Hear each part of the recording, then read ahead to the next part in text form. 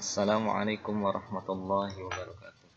Innal hamdalillah nahmaduhu wa nasta'inuhu wa nastaghfiruh wa na'udzu billahi min shururi anfusina wa min sayyiati a'malina. May yahdihillahu fala mudilla lahu wa may yudlil fala hadiyalah.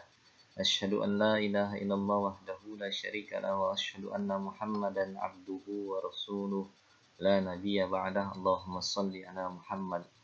Wa qala Allah ta'ala fi kitabihil karim a'udzu billahi minasyaitonir rajim alladzina ya'kuluna ar-riba la yaqumuna illa kama yaqumul ladzi yatakhabbathu asyaitanu minan mas dzalika bi annahum qalu innamal bay'u mislur riba wa ahallallahu al-bay'a wa harrama ar-riba faman ja'ahu mau'izatun min rabbih fantaha falahu ma salaf wa amruhu ilallah wa man 'ada fa ulaika ashabun nar hum fiha khalidun. Shadaqallahul azim. Para peserta kuliah dasar ekonomi Islam yang insyaallah dirahmati Allah Subhanahu wa taala. Insyaallah pada kesempatan kali ini kita akan melakukan kajian berupa tadabbur terhadap ayat-ayat Al-Quran yang terkait dengan konsep perekonomian.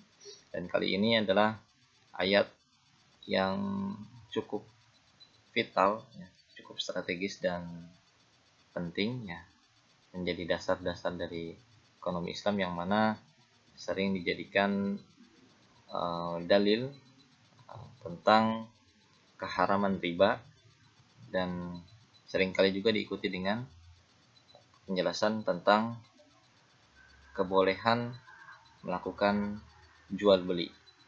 Melakukan jual beli. Ayat yang dimaksud adalah Quran surat Al-Baqarah ayat 275.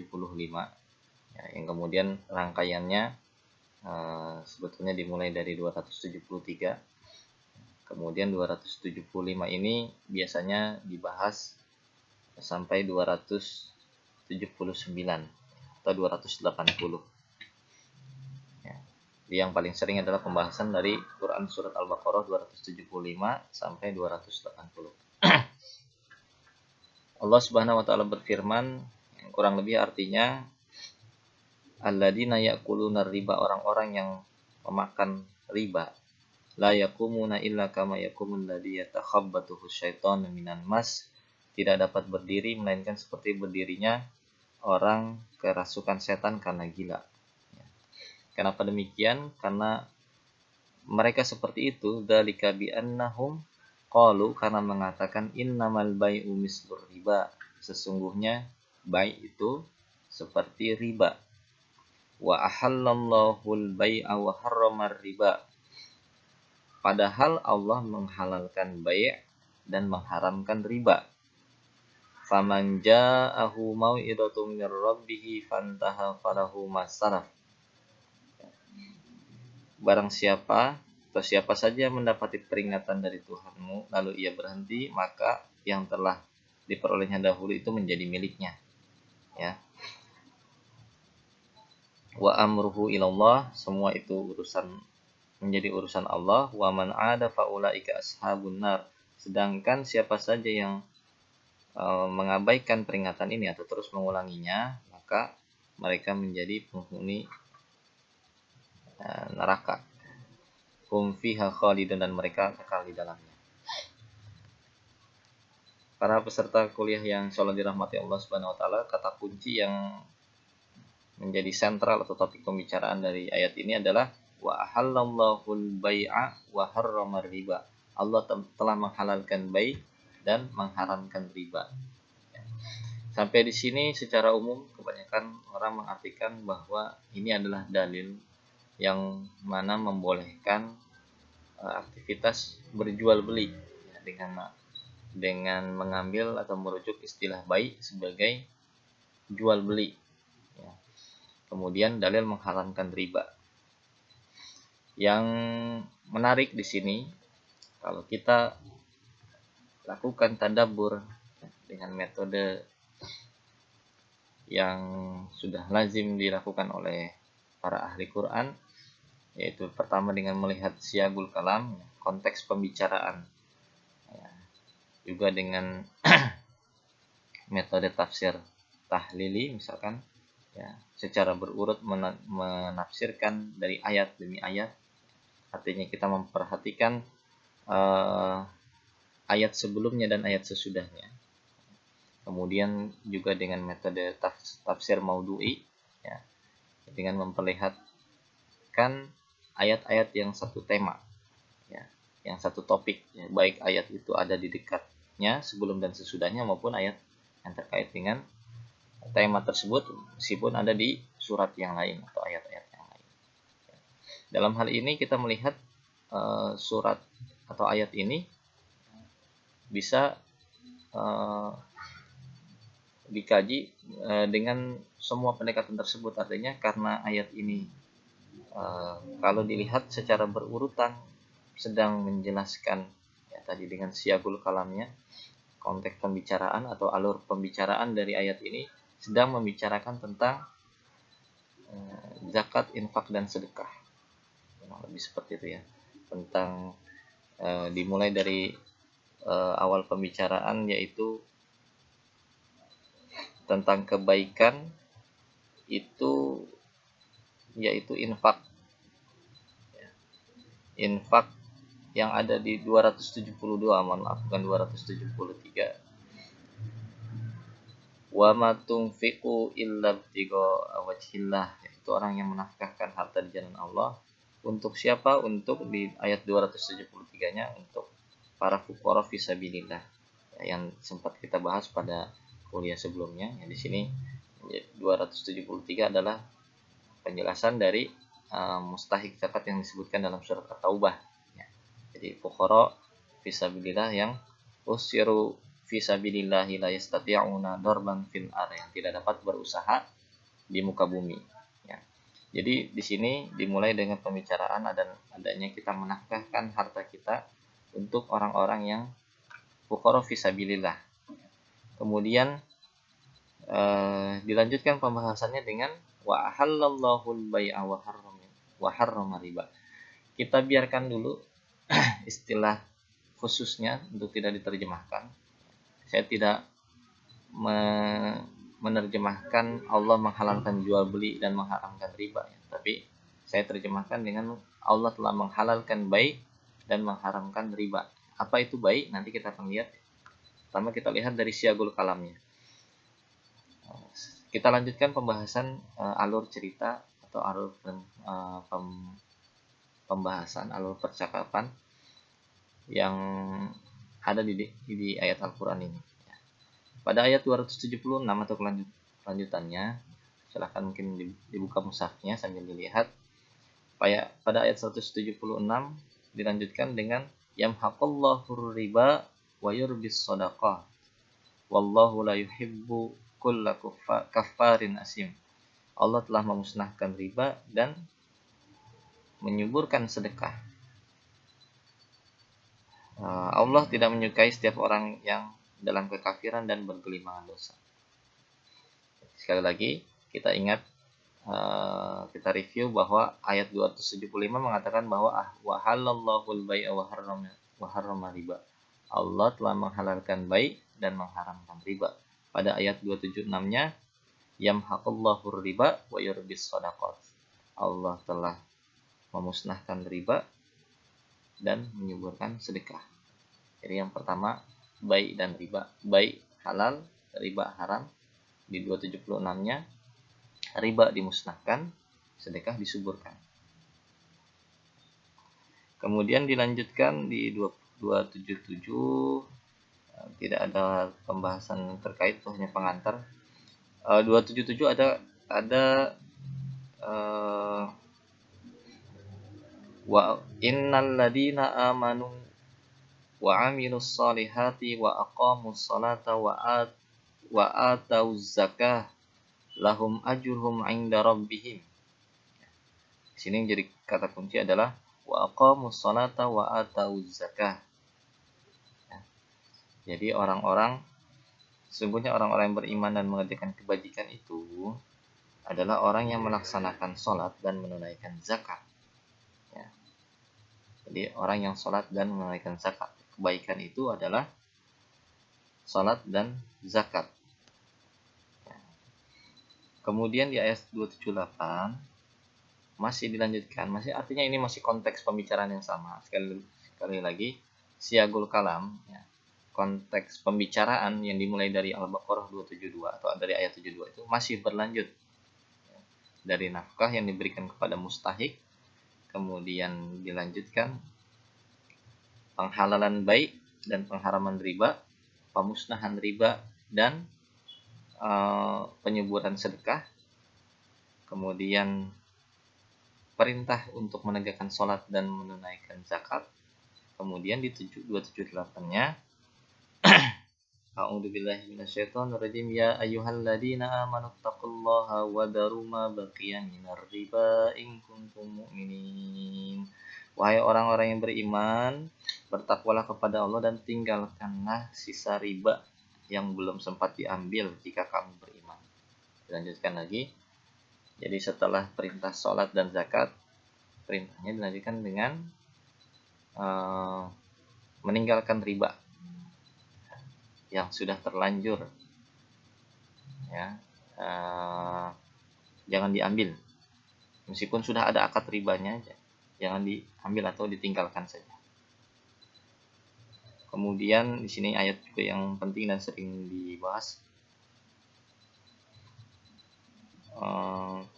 fa illam taf'alu fa'daru biharbin minallahi wa rasulih wa in tubtum falakum ru'usu amwalikum la tazlimuna wa la tuzlamun.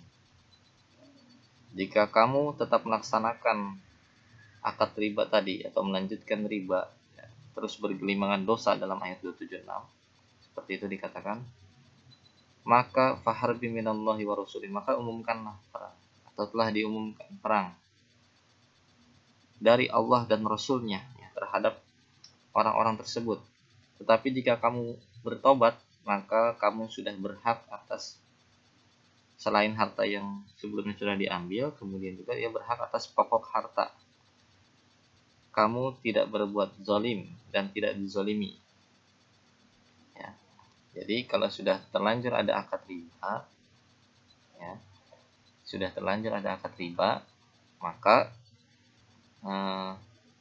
cukup pokoknya saja yang riba yang telah diambil sebelumnya, wa amruhu ilallah, ya, urusan Allah, atau insya Allah telah diampuni. Tapi kalau bertobat masih boleh mengambil pokok hartanya, ya, pokok harta ru'usu amwalahum, ya, jadi jangan diambil ribanya, tapi pokok hartanya saja. Kemudian di ayat berikutnya, di ayat 280, wa in kanu du usratin fanadiratun ila maisarah wa an tasaddaqu khairul lakum in kuntum ta'lamun. Dan jika orang itu dalam kesulitan, yaitu orang yang meminjam atau yang berhutang kepadamu, maka beri tenggang waktu sampai dia memperoleh kelapangan, dan jika kamu menyedekahkannya itu lebih baik, ya, jika kamu mengetahui. Kenapa disedekahkan lebih baik? Karena sedekah itu adalah apa yang Allah sebutkan di ayat 276-nya, yaitu yang disuburkan. Wa yurbis shadaqat, Allah menyuburkan sedekah. Jadi artinya kalau kita ikut bersedekah juga, kita bersama Allah.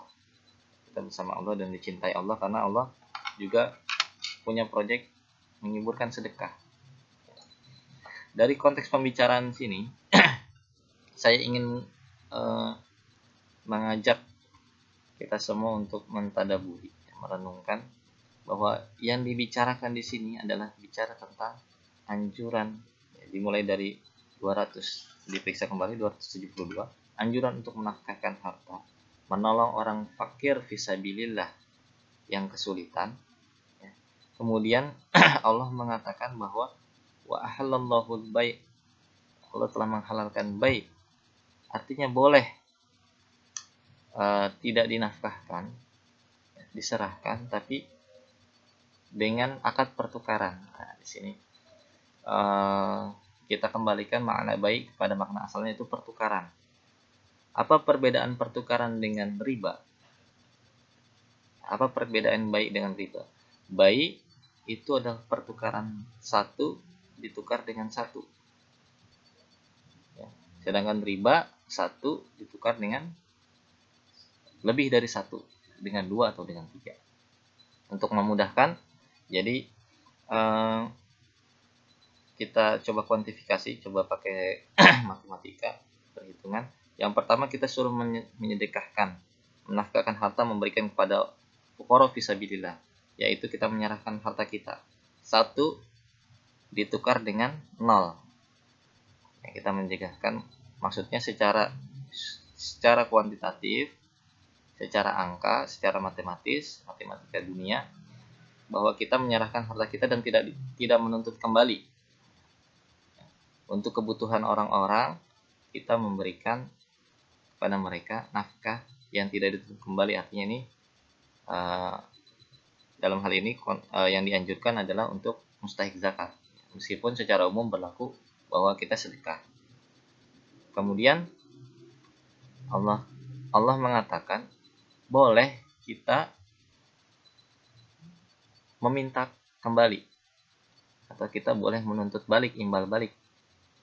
Kalau yang pertama tadi tidak kita ambil kembalian, atau tidak dikembalikan, kita tidak menuntut pengembalian. Satu, kita lepas harta kita senilai satu, kita tidak menuntut pengembalian. Ya, kita berharap hanya kepada Allah, artinya pengembaliannya 0. Kemudian di sini Allah mengatakan boleh kita mengambil kembali atau meminta kompensasi. Jadi kalau sudah ngasih, kita menolong orang, itu boleh kita meminta kembali. Disinilah menjadi kata kunci penjelasan bahwa boleh meminta kembali itu Allah membolehkan baik, tetapi tidak boleh pengembalian itu berlebih. Boleh kita serahkan harta kita senilai satu, boleh kita minta kembali, tapi hanya senilai satu lagi. Tidak boleh kita serahkan satu, kita memintanya 2 atau 3, ya lebih dari satu. Allah membolehkan kita untuk bertukar satu harta dengan harta yang sama, dikembalikan harta yang sama, itu baik, yaitu bertukar satu dengan satu. Pertukaran yang kita sempat singgung, pembahasan tentang konsep uang yang pertukaran. Nanti mungkin di kuliah yang berikutnya kita akan membahas tentang ilusi keuntungan. Sekarang kita cukup memahami bahwa konteks ayat ini adalah bolehnya kita meminta kompensasi atau pengembalian. Ya, yang tadinya dianjurkan untuk menafkahkan, menyerahkan, cukup saja satu, tapi boleh loh. Ya, jadi di sini pembicaranya adalah boleh kita minta kembalian satu, tapi nggak boleh lebih dari satu. Allah membolehkan pengembalian yang serupa, pengembalian yang setara, tapi Allah mengharamkan pengembalian yang berlebih atau yang tidak setara. Inilah riba. Dan dilanjutkan di ayat yang berikutnya, memang Allah itu ingin memusnahkan riba dan menyebutkan sedekah. Jadi sebetulnya Allah itu, kalau boleh kita buat ini menjadi 3. Yang pertama yang di atas itu adalah sedekah, ya, 1 bertukar dengan 0. Kita serahkan harta kita hanya mengharapkan ridha Allah. Yang di bawah adalah kita menyerahkan harta tapi kompensasinya lebih, mengharapkan lebih dari manusia. Ya, kita mengharapkan, yang pertama mengharapkan keuntungan dari Allah, balasan lebih dari Allah. Tidak mengharapkan dari manusia. 1 bertukar dengan 0. Yang di bawahnya adalah riba. 1 bertukar dengan lebih dari 1. Ya, kita mengharapkan lebih dari manusia. Yang 1 ini disuburkan, yang bawah ini dimusnahkan. Tapi yang tengah-tengah ini dibolehkan. Yang 1 ini sangat dianjurkan hukumnya mustahab, bahkan bisa konteks yang kuliah sebelumnya kita sudah bahas, bisa dikatakan sebagai wajib secara umum, karena diperintahkan untuk sedekah, dilarang untuk riba. Jadi 1 bertukar 0 itu diperintahkan, 1 bertukar dengan 2 itu dilarang. Nah, yang dibolehkan, kalau 1 bertukar dengan 1 itu dibolehkan, itu namanya baik. Ya, antara sedekah 1 0, baik 1 1, riba 1 2. Gitu ya. Jadi urutannya itu untuk memudahkan memahami bahwa konteks pembicaraannya bahwa ini sedang diberikan izin untuk meminta kompensasi ya, di tengah pembicaraan, bahwa kita itu diperintahkan untuk menyerahkan harta kita, memberikan pada orang lain, memberikan kepada mustahik, memberikan kepada siapa saja ya. Tapi kalau kita mau minta kompensasi boleh, asalkan sejajar ya. Konteks ayat ini seluruhnya adalah tentang pertarungan antara sedekah dengan riba ya, dipertentangkan antara sedekah dengan riba sampai ayat terakhirnya. Dan penentuan makna baik akhirnya terungkap bahwa di ayat 80 ya, ayat tentang ribanya dijelaskan terus tadi, antara sedekah, zakat di ayat 277-nya, kemudian di 78 tinggalkan ribanya, yaitu penagihan yang berlebih tadi. Di ayat 280 itu diperjelas bahwa ini sebetulnya masalah orang yang kesulitan, yang tersirat di dalamnya bahwa ini adalah orang yang berhutang. Kita kalau menghutangi kepada orang itu lebih baik disedekahkan, dengan tahapan kalau berhutang, kalau orang yang lagi kesulitan tidak penagihannya ditunda atau diberikan ke lapangan. Nah, yang lebih baik lagi adalah disedekahkan, karena sedekah adalah perintah yang tadi yang di atas. Kalau kita melakukan transaksi hutang, kita boleh menagih tadi kompensasi yang di tengah, tapi tidak boleh menagih lebih, tidak boleh riba, boleh menagih yang setara. Tapi kalau tidak punya belum ada ke lapangan, boleh ditunda pembayarannya, pelunasannya boleh ditunda dan dianjurkan memberi ke lapangan ya, beri waktu tempo lagi. Dan lebih baik lagi, jadi yang di atas anjuran ini yang sunnah ya, hukum mustahabahnya kalau orang kesulitan bayar hutang, kita beri tempo lagi, ini mustahabah. Nah, yang jadi perintah utamanya adalah menyedekahkan. Yang menyedekahkan itu lebih baik dari yang mustahab tadi. Kembali lagi ke ayat 275. Jadi ini bicara tentang hutang. Baik adalah hutang. Baik adalah hutang. Dengan penjelasannya di sini dikuatkan baik. Sebetulnya ya, berdasarkan asbabun nuzul ayat ini juga mengatakan bahwa ini bercerita tentang atau mengomentari tentang perilaku riba ya, pada masa zaman jahiliyah. Ketika ayat ini turun, itu masyarakat Quraisy itu biasa memberikan pinjaman kepada orang, menolong orang lain dengan mengambil imbalan yang lebih. Ya, bisa dilihat di asbabun nuzul ya, cerita tentang ayat ini. Kemudian ya, di sini dalam kajian fikih riba biasanya dikenal dengan istilah riba jahiliyah. Riba jahiliyah itu riba yang cerita tentang pinjaman seseorang kemudian ditagih secara berlebih. Ya, meminjamkan orang, tapi kan kamu sudah saya tolong, jadi kamu harus memberikan lebih. Ini uangnya kalau saya pakai yang lain itu mungkin saya bisa dikembangkan. Jadi karena saya serahkan ke kamu, kamu harus melebihkan dan lain sebagainya. Jadi itu riba jahiliyah, dan ini sedang berbicara tentang riba jahiliyah, artinya sedang berbicara tentang pinjaman. Artinya ini berbicara tentang hutang. Hutang adalah memberikan sejumlah harta senilai 1 dengan perjanjian akan ada kompensasi balik senilai 1. atau kita mengharapkan secara niat kita mengharapkan ada kembalian, dikembalikan senilai jumlah yang sama, ya, tapi tidak mengharapkan lebih. Nah, ini perbedaan antara bai dan riba. Ya. Baiknya itu adalah kita menukarkan sejumlah harta yang akan ditukar dengan harta yang lain, ya, pertukaran. Ya. 1 juta rupiah nanti akan dibayar senilai 1 juta rupiah. Ini baik. Perbedaannya dengan riba. Ya. Sampai di sini kita tutup pembahasan dengan menyimpulkan bahwa konteks pembicaraan ayat ini adalah konteks tentang sedekah, pemberian, pinjaman, dan hutang, ya, yang dihadap-hadapkan dengan riba, ya, dengan pengambilan keuntungan, ya, antara 1,0, 1,1 dengan 1,2, ya, pertukarannya. Bai adalah posisi 1,1, ya, posisi yang setara. Pertukaran itu memang harus setara, tidak boleh berlebih. Kalau berlebih itu masuk ke dalam riba. Ya, sampai di sini.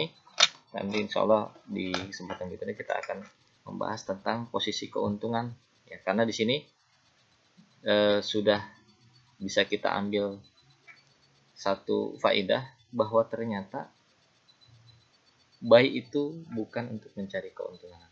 Insya Allah kita akan bahas lebih lanjut pada kuliah yang berikutnya. Kita tutup dengan syarat majlis. Subhanaka Allahumma wa bihamdik asyhadu an la ilaha illa anta astaghfiruka wa atubu ilaik. Billahi taufiq wal hidayah. Assalamualaikum warahmatullahi wabarakatuh.